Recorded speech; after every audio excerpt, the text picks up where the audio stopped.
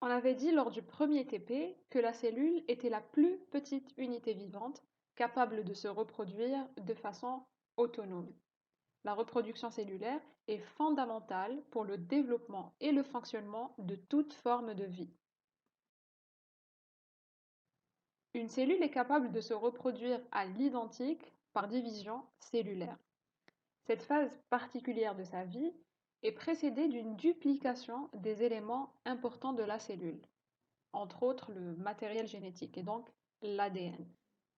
Et cette division est réalisée par la répartition des duplicata en deux ensembles séparés qui sont identiques entre eux et identiques à la cellule initiale.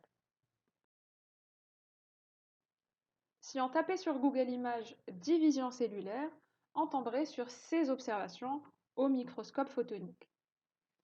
Si on devait observer uniquement l'état du noyau, on dira qu'il présente deux aspects différents. Dans certaines cellules, le matériel génétique a un aspect filamenteux assez homogène, et dans d'autres cellules, on peut observer le matériel génétique, c'est-à-dire l'ADN, sous forme de petits bâtonnets. Dans ce cas, on dit que la cellule est en division ou bien en mitose. La période entre deux mitoses est appelée interphase. C'est la phase durant laquelle la cellule se prépare à la division. Une analyse plus précise de l'interphase montre qu'à un moment donné de cette phase, la cellule duplique son ADN. On dit que la cellule est en phase S pour synthèse. Cette phase S est encadrée dans le temps par deux intervalles appelés phase G. G pour gap ou bien intervalle. La phase qui précède la phase S est dite phase G1 et celle qui vient juste après, elle est appelée phase G2. On dira donc que le cycle cellulaire est divisé en quatre grandes phases. La phase M pour mitose, la phase G1, la phase S et la phase G2. G1, S et G2 constituent l'interphase, qui est la période entre deux phases M. Bien sûr, il serait plus intéressant de schématiser le tout sous forme de cycle. On avait dit que la période entre deux mitoses était appelée interphase. Il faut savoir que pendant l'interphase, la cellule continue de transcrire des gènes, synthétiser des protéines, dupliquer les organites et surtout augmenter de taille. On avait dit qu'à un moment de l'interphase, la cellule dupliquait son ADN. C'est la phase S. Et on avait dit aussi que cette phase était encadrée dans le temps par deux intervalles. L'intervalle entre la fin de la phase M et le début de la phase S est appelé G1. Durant cette phase, la cellule transcrit des gènes, synthétise des protéines et duplique les organites. Et l'intervalle compris entre la fin de la phase S et le début de la phase M est appelé G2. À ce stade du cycle, la cellule augmente de taille, mais elle contrôle également son environnement externe et interne pour s'assurer que les conditions sont favorables pour entreprendre la mitose. La mitose, bien qu'elle soit un phénomène continu, elle est traditionnellement divisée en 6 phases. Les 5 premières phases concernent la division du noyau qu'on appelle cariocinèse et la 6e phase concerne la division du cytoplasme qu'on appelle cytocinèse.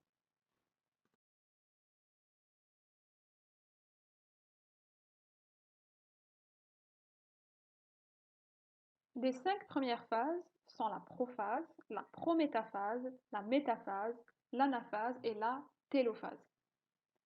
Chez les mammifères, la mitose dure à peu près 1 heure, ce qui constitue une fraction de la durée du cycle cellulaire qui est d'environ 24 heures. Mais il est à noter que la durée du cycle est variable d'un type cellulaire à l'autre. En effet, le cycle complet d'une cellule d'embryon de grenouille dure approximativement 30 minutes.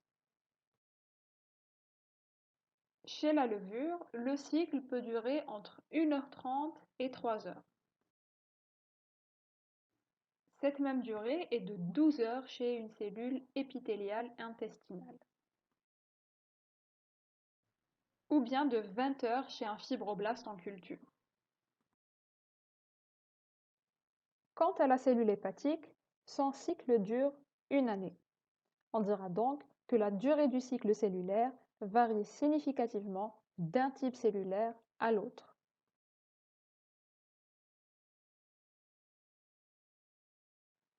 En résumé, on dira que la première partie du cycle, généralement la plus longue, est consacrée à la duplication des composants de la cellule.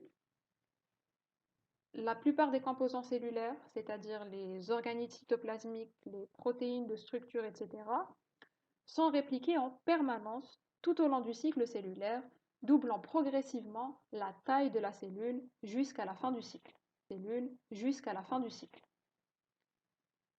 Les chromosomes, quant à eux, sont présents en une copie unique et doivent donc être répliqués une seule fois par cycle. Ceci prend place au cours d'une étape qui est appelée la phase de synthèse ou bien phase S. La distribution des duplicata aux deux cellules filles a lieu au cours d'une brève mais spectaculaire étape appelée mitose ou bien phase M, qu'on détaillera lors du TP prochain. Bien sûr, ces 4 phases s'enchaînent selon un ordre bien précis. Et chaque phase ne peut débuter que si la précédente s'est correctement déroulée et c'est terminé. Et pour s'assurer du respect de l'ordre de ces événements, la cellule contient un réseau complexe de régulation qu'on appelle système de contrôle du cycle cellulaire. Ce système de contrôle déclenche les différentes phases du cycle cellulaire au bon moment. Mais avant de déclencher une étape, le système de contrôle doit s'assurer que la phase précédant celle qui va être déclenchée ait été bien faite.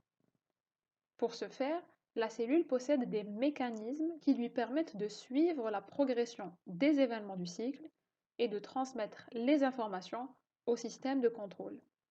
Si celui-ci détecte des anomalies lors de l'accompagnement d'un événement, il peut retarder le démarrage de l'événement suivant jusqu'à ce que l'anomalie soit réparée. Pour faire simple, la cellule effectue une sorte de contrôle qualité à des moments bien précis du cycle. Elle effectue des checkpoints à plusieurs moments du cycle pour s'assurer du bon déroulement de chaque phase. On citera 3 points de contrôle du cycle cellulaire. Le premier est appelé point de contrôle en G1. À ce stade, la cellule doit s'assurer que l'environnement externe et interne est favorable à sa division. La cellule doit s'assurer également de la présence dans le milieu externe de facteurs de croissance. Les facteurs de croissance sont des protéines qui se lient à des récepteurs sur la surface cellulaire, ce qui entraîne l'activation de la prolifération cellulaire. En cas d'absence de ces facteurs, la cellule temporise et n'entre pas en phase S, jusqu'à ce que ces facteurs de croissance soient disponibles. Avant d'entrer en phase S, la cellule doit s'assurer aussi qu'il n'y a aucun dommage au niveau de l'ADN. Dans ce cas, la cellule arrête son cycle en G1 et essaie de corriger l'anomalie de l'ADN. Dans le cas où l'environnement externe ou interne est favorable, la cellule entre en phase S. Le deuxième point de contrôle est en G2. À ce moment du cycle, la cellule vient de finir de répliquer son matériel génétique et avant d'entrer en division, et donc en mitose, la cellule doit vérifier que tout l'ADN a été répliqué et que tous les dommages de l'ADN ont été réparés. Si ce n'est pas le cas, la cellule mettra en pause son cycle de division jusqu'au règlement de tous les problèmes rencontrés. Une fois réglé, la cellule peut entrer en mitose. Le troisième point de contrôle est en mitose. À ce stade, la cellule s'assure que tous les chromosomes sont correctement attachés au fuseau mitotique, ce qui détermine si la cellule est prête à tirer sur les chromosomes dupliqués pour les séparer et les répartir dans les deux nouvelles cellules filles. En résumé, voici les trois principaux points de contrôle du cycle cellulaire.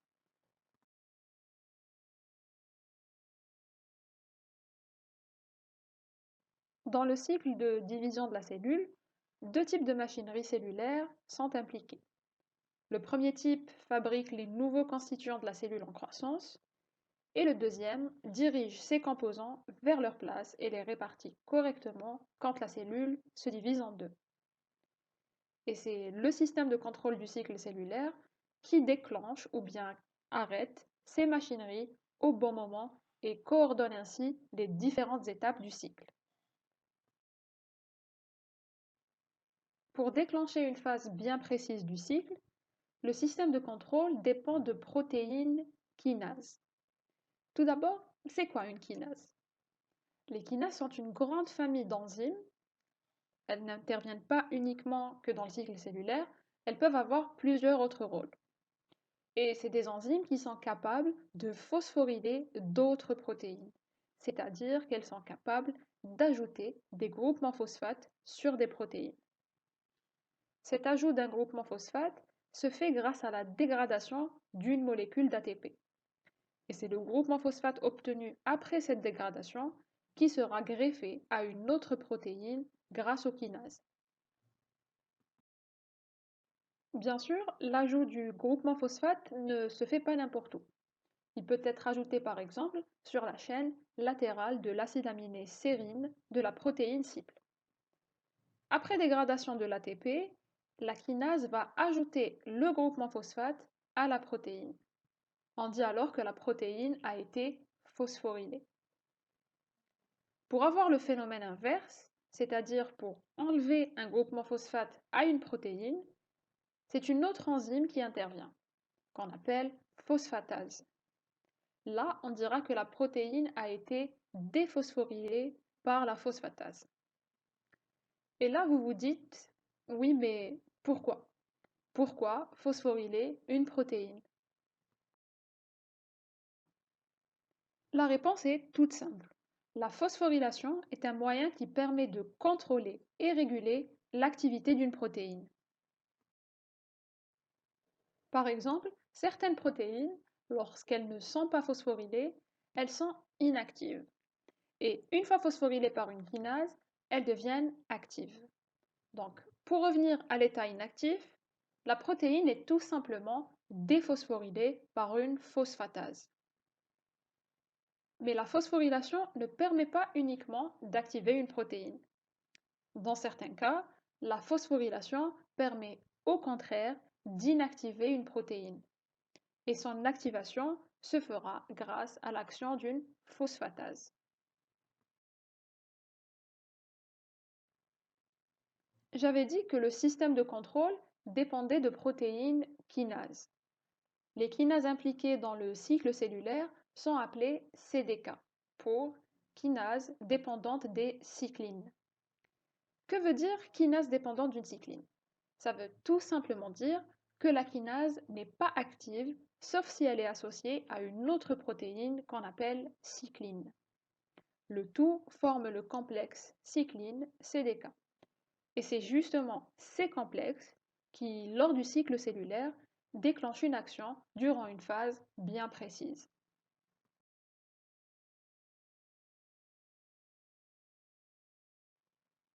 En effet, c'est les CDK qui gèrent la machinerie du cycle cellulaire. Comment? Tout simplement en phosphorylant d'autres protéines. Je rappelle que la phosphorylation permet d'activer ou bien d'inactiver une protéine. Par exemple, au début de la phase S, les CDK vont activer les complexes protéines qui initient la réplication de l'ADN. Mais comment sont activés les CDK? Tout d'abord, la CDK doit être associée à sa partenaire cycline. Et une fois associée, on a formation d'un complexe, cycline CDK, qui est inactif. Pour être activé, le complexe doit être phosphorylé par une autre kinase. Cette dernière va ajouter au complexe 3 phosphates. Ici, on n'en a montré que 2 pour simplifier la figure. Donc la kinase greffe 3 groupements phosphates sur la CDK. Elle lui greffe 2 phosphates inhibiteurs et un phosphate activateur. Le complexe à ce stade est toujours inactif et se doit d'être déphosphorylé par une phosphatase pour pouvoir être actif. La phosphatase activatrice va donc enlever les 2 phosphates inhibiteurs et à ce stade, le complexe cycline-CDK est devenu actif. En résumé, pour être active, une CDK doit être phosphorylée sur un site et déphosphorylée sur 2 autres.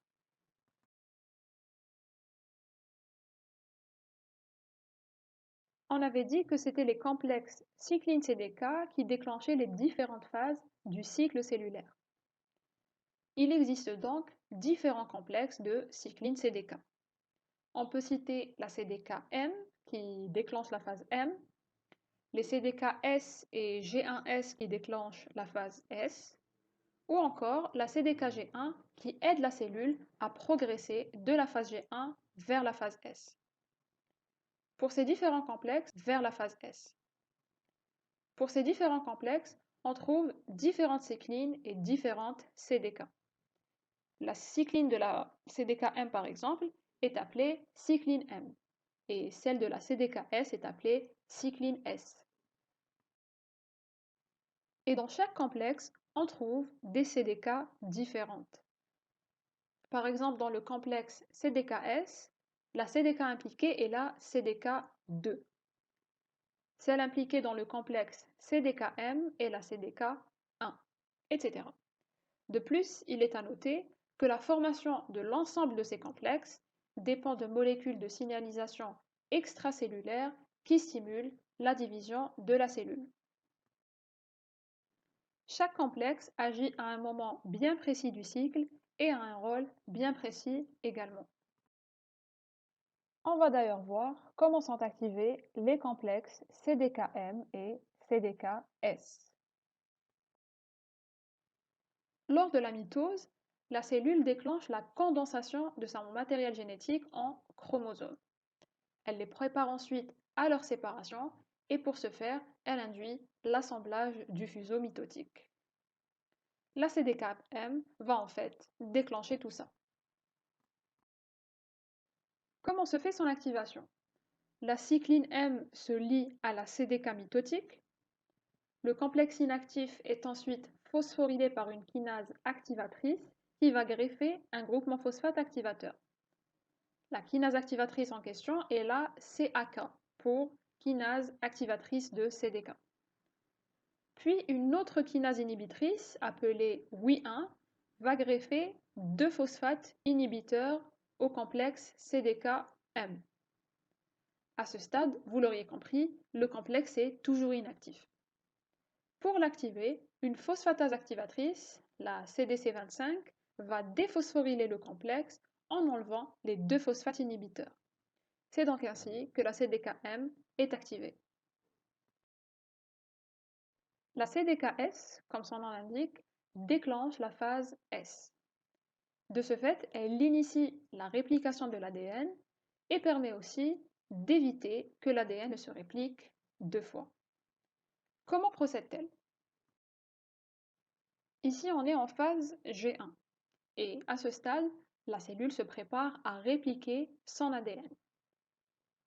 Il est connu que la réplication ne débute pas n'importe où sur le chromosome, mais sur une zone bien précise qu'on appelle origine de réplication. Une protéine appelée ORC, pour complexe de reconnaissance de l'origine, reste toujours attachée sur cette origine tout au long du cycle cellulaire. Au début de la phase G1, la protéine régulatrice CDC6 s'associe à l'ORC. Avec l'aide de la CDC6, d'autres protéines se lient à l'ADN, aboutissant à la formation du complexe de pré-réplication. La formation de ce complexe est une sorte de signal qui informe la cellule que la phase S peut commencer. À présent, la CDKS entre en jeu et déclenche la phase S. Pour s'assurer que l'ADN ne se réplique qu'une seule fois, La CDKS va phosphoryler la CDC6 qui va par la suite se dissocier de l'origine et elle sera ensuite dégradée.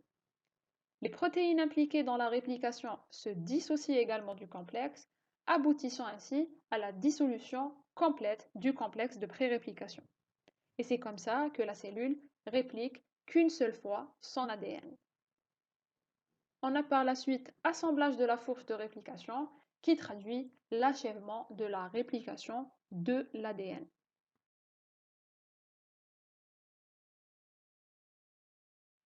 On vient de voir comment la cellule déclenchait une phase en activant les complexes cycline-CDK.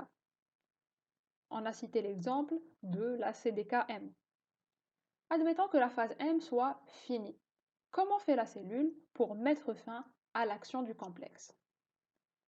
Il faut savoir que le système de contrôle du cycle cellulaire dépend aussi d'une protéolyse cyclique qui permet la désactivation des complexes cycline-CDK.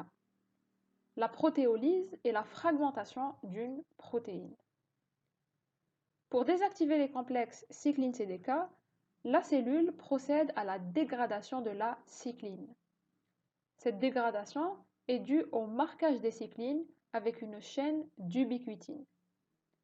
Une fois la cycline marquée, on appelle ça l'ubiquitinylation de la cycline. Donc, une fois que c'est fait, la cycline se détache de la CDK et est rapidement dégradée par la cellule. L'ubiquitinylation et la dégradation de la cycline laissent sa partenaire CDK inactive.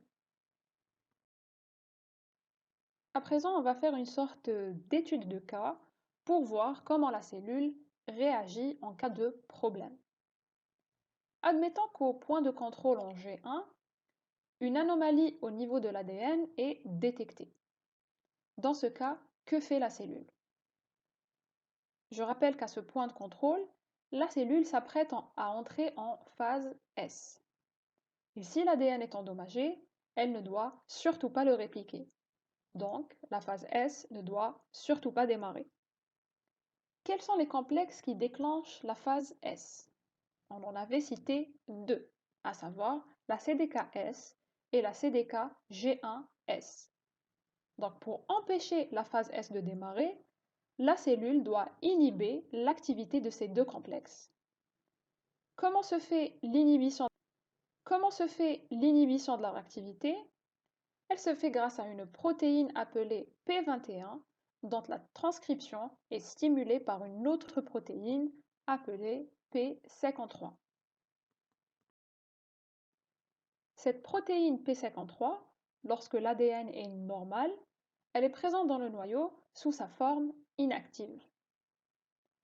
Quand l'ADN est endommagé, un signal provoque la phosphorylation de la protéine P53, qui devient alors active.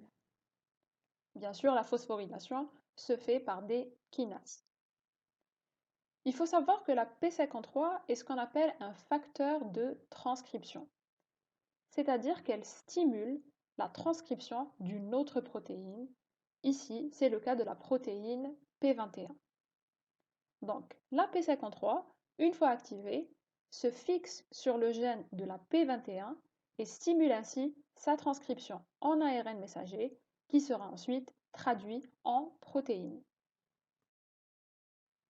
Cette protéine P21 va se lier au complexe CDKS et CDKG1S actifs, ce qui va inhiber leur activité.